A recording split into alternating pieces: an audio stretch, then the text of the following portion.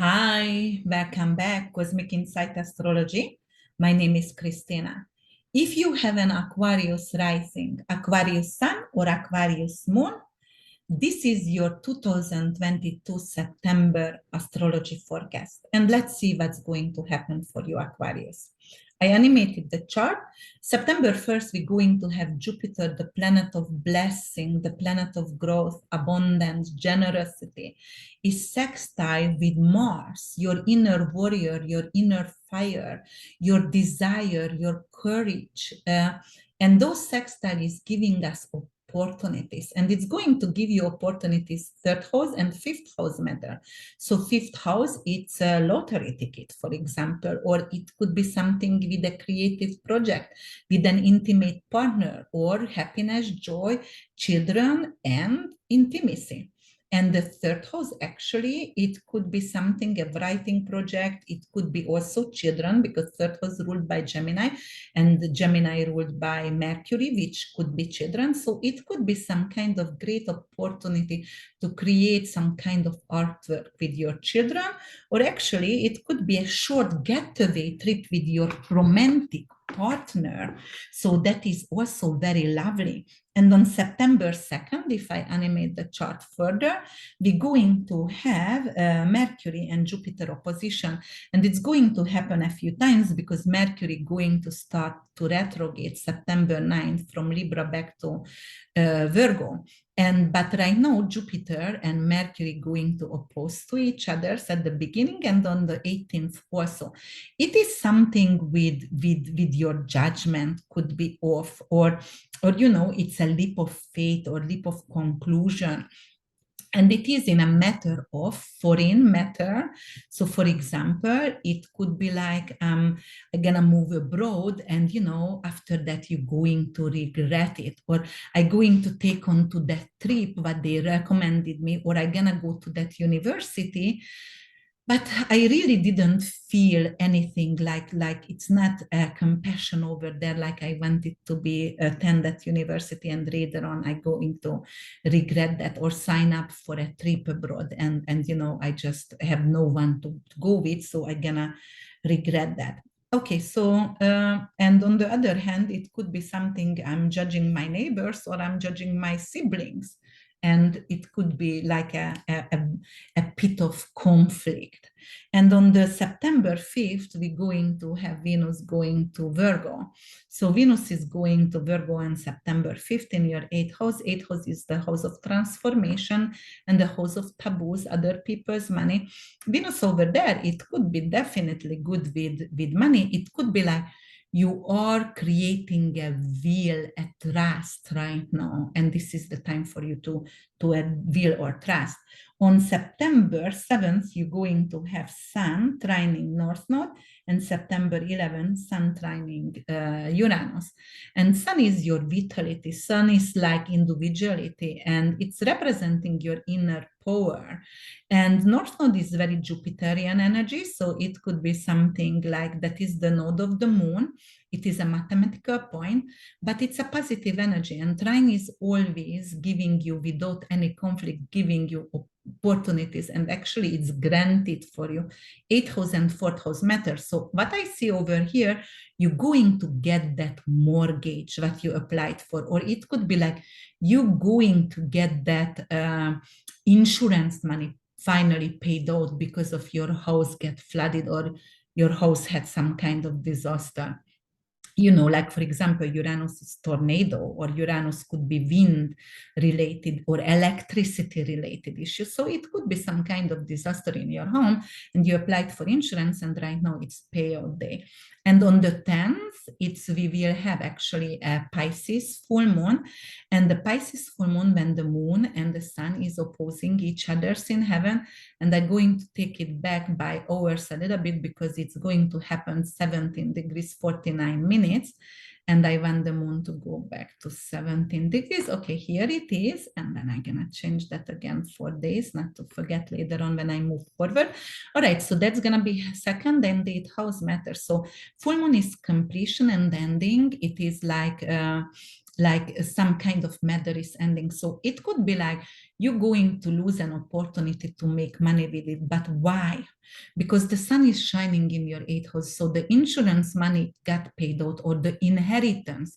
I got $1 million in inheritance, so I don't need to clean houses anymore, right? So that is like some kind of matter. The way you made money, it's not enough anymore. And it's ending because something better is coming to you. And then this full moon, actually, it's very Piscean, it's very spiritual. So you're going to have some kind of new spiritual values as well. And it's going to actually sextile with Uranus and North Node. And actually 17 degrees, it's between 16 and 18. So that's the midpoint over here. So it actually getting both of the rays, the moon getting both of the rays here. And it is like, it is the North Node and Uranus, usually something very intellectual. And it could be like, for example, fourth house. At my house, I'm going to create some kind of nurturing environment, but it's also going to be based on artificial intelligence, or I'm going to do a hydroponic garden, or I'm going to do a self-sufficient village or self-sufficient garden at home. And that's my purpose, because I'm gonna live off the grid, something like that. And it's very supporting energy for you if you would like to do so. And on the 11th, we're going to have, no, on the 16th, we're going to have Mars and Venus square. And square is not a good aspect. It's always challenge, and it's being some conflict in. But, you know, that's why we are growing from squares, because we know we need to do changes. And, you know, the lovers, Mars and Venus in heaven squaring, it is representing some kind of sexual, romantic affair. And, you know, Mars in fifth house and Venus in eighth, sexuality, house of transformation, sexuality, pregnancy. So it could be like, my partner not necessarily want to have a child, but I get pregnant. You know, it is could be a conflict between, or it could be like really, really intense sexual and romantic affair between you and your lover. Um, yeah. And then we're going to have September 16th, the same day, we're going to have Sun and Neptune opposition. Neptune is your pink rose quartz glass, and Sun is your vitality. So it could be like some kind of lie to yourself about your finances, lie to yourself about your values. Like, for example, you say, no, I'm not material. But eventually, when you quit your job because of you want something, you are saying like, you know what, yes, actually, I am material and I like to be this way, and that's it. So it could be some kind of conflict between material needs and spiritual needs and spiritual values. And then on the 16th, we still have Venus and North Node trine. And Venus and North Node, that's again like something with money. North Node is something at home. So this is a new purpose. So as I said, it could be something you get the money and you can create something luxurious at home. You can create actually a smart home, or, you know, as I said, a self-sufficient garden. Taurus is garden, and Uranus is based on like artificial intelligence. So everything is monitorized and computerized. So, but it's good. And then on the 18th, we're going to go to the 18th. And on the 18th, we're going to have Mercury and retrograde and Jupiter retrograde again in conflict. So again, it's a leap of faith, and you know, like it's an opinion based on something quick, and it's very judgmental, but verbally judgmental. And on the 18th, you're also going to have Sun and Pluto trine. Pluto retrograde in Capricorn and Sun in Virgo. So that is over here, what's gonna go in your 8th and 12th house. 12th house is hidden. 12th house is hidden enemies. It is your bedroom. It is your cosmic womb. And you know, it's everything with art, because ruled by Pisces. Pluto is very sexual, so bedroom sexual, and, you know, over here Sun as well, what I was talking about, and this trine All right, so it could be like some kind of change in your bedroom and in your intimate routine. And then we're going to have actually, so that's the 18th. We're going to have also the 20th, the 23rd, we're going to have Mercury and Sun Casimir. So we're going to go to the 23rd. The 22nd already, Sun went to Libra. And then on the 23rd, we're going to do a Casimir. So it's going to be combust because it's 0 degree, but also a Casimir because they're gonna have not even 17 minutes between apart. And it's in your ninth house of higher education and law and publishing.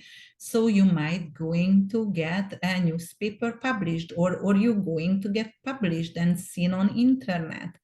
Or it could be something with law. So it is like, so you need to do something with a prenup or you know, like anything even with children. Mercury is children, but somehow Sun is blinding that Mercury. So it's not necessarily turning out for the child, or it's not necessarily and Mercury is in retrograde. So it's also representing like you should not sign that paper because something you don't see that and you know, ninth house is low, you don't see that little printed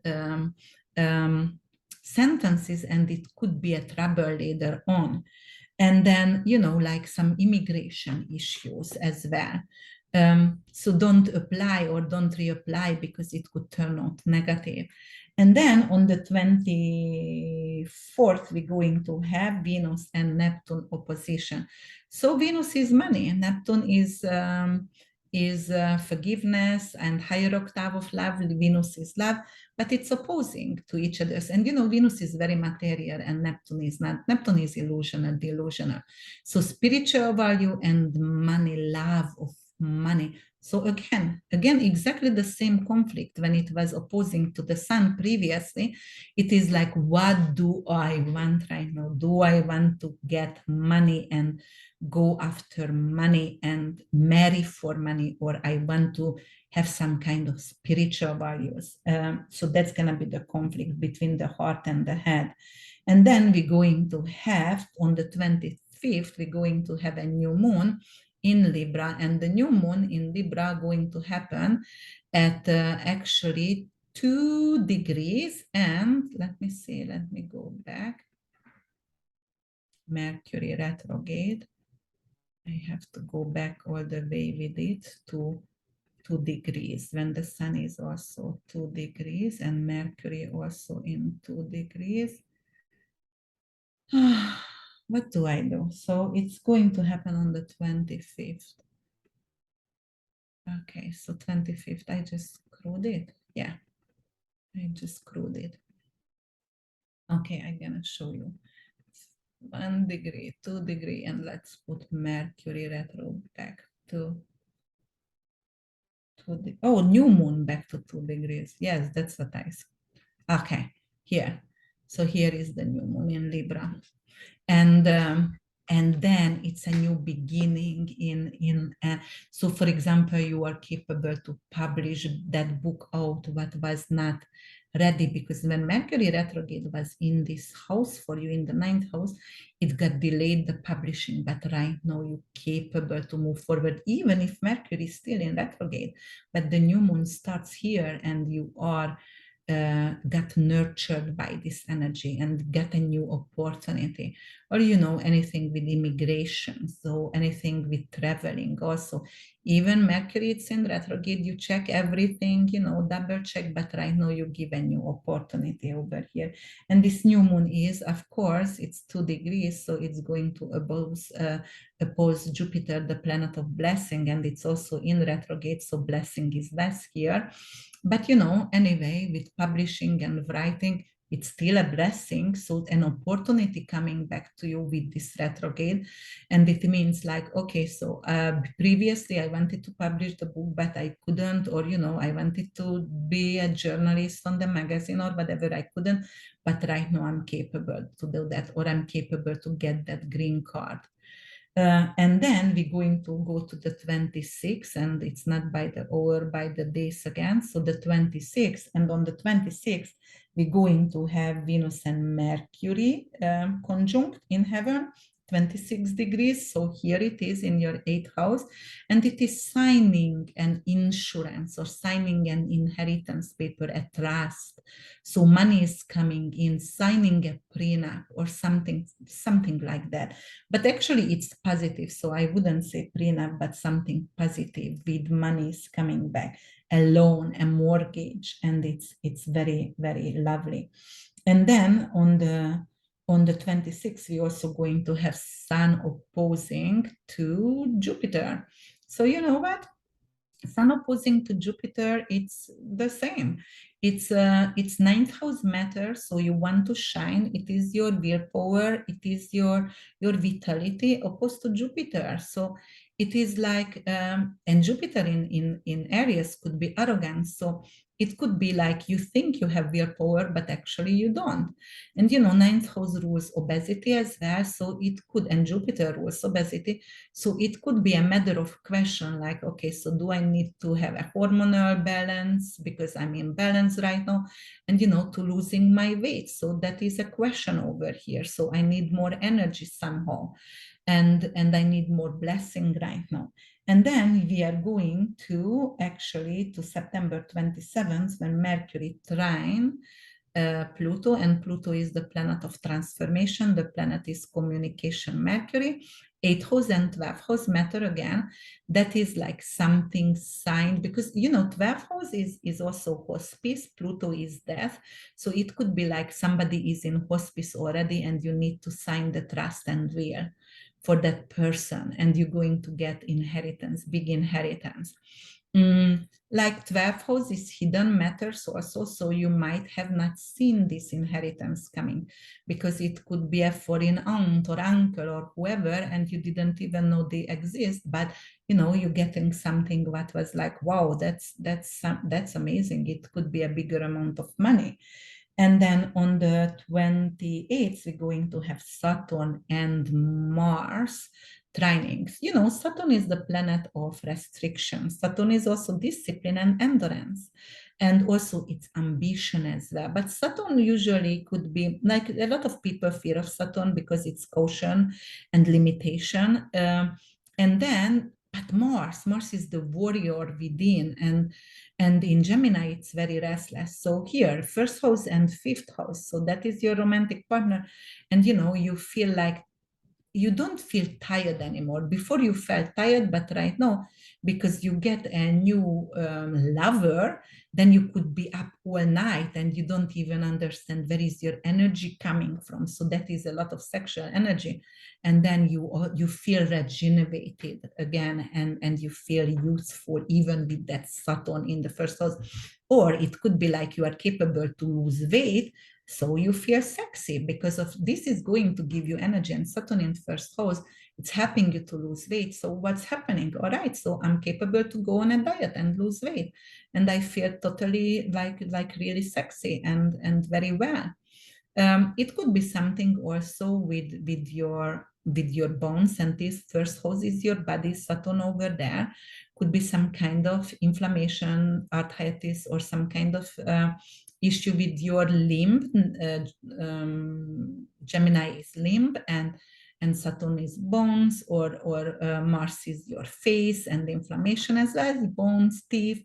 So it could be, but then you're going to get well really quickly, and you're going to be happy about the decision.